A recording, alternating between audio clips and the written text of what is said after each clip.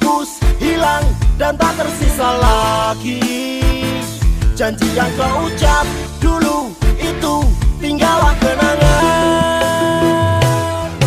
Aku mbiyen wis tau dadi bojomu, nanging ngopo kowe ninggalke awakku? Apa pancen tresnamu ra cukup siji? Kowe lunga eko ninggalke sumpah lan janji. Jarine ra benjani jebul nyatane endi? Lunga ora bali-bali malah ninggalke janji.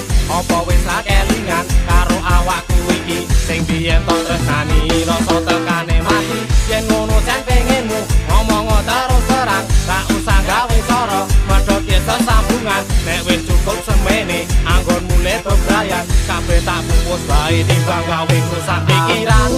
Mbiyen wis tau dadi bojomu,